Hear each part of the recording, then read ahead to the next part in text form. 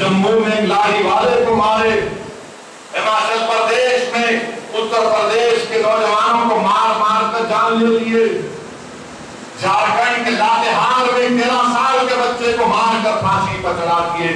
मैं इन तमाम गौरक्षक से कह रहा हूं, याद रखो, तुम हमको मार मार कर खत्म नहीं कर सकते। जब तक दुनिया रहेगी, मुसलमान रहेगा हिंदुस्तान में इंशाअल्लाह ताला। तुम्हारी मार से या तुम्हारे कत्ल से हम दबने वाले नहीं है। तुम हमको कत्ल नहीं कर रहे हो, तुम अपनी बर्बादी को दावत दे रहे हो। तुम पीलू खान को नहीं मारे, तुमने अपनी बर्बादी को दावत दी। तुमने अखलाक को नहीं मारा, तुमने अपने आप को बर्बाद कर दिया। तुमने पीलू खान अखलाक को मारकर अपने आप को बहादुर समझा नहीं, तुमने हिंदुस्तान को कमजोर किया। तुमने हिंदुस्तान के कानून की धज्जियां उड़ा दी। और जो लोग गायरक्षक के नाम पर हमको मारना चाहते हैं, याद रखो, तुम हमको खत्म नहीं कर पाओगे।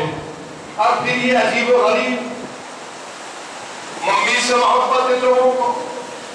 यहाँ पर रोडों पर मम्मी फिरते तो लिगाते नहीं घर को।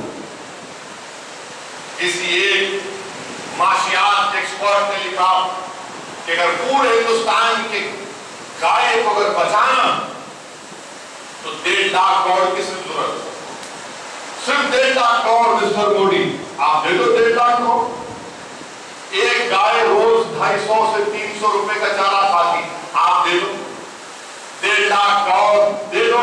हिंदुस्तान का डिफेंस का बजट 2 लाख करोड़ है, आप गाय के लिए 1.5 लाख करोड़ दे दो, कौन सी बड़ी बात है? दे दो ना, हमें झाड़ पर पैसा होता तोड़ के दे दो। आप 15 लाख दुनिया 1.5 लाख करोड़ को आ जाए। मेरे भाई, एक मजाक बन रहा है हमारा मुल्क सारी दुनिया के सामने।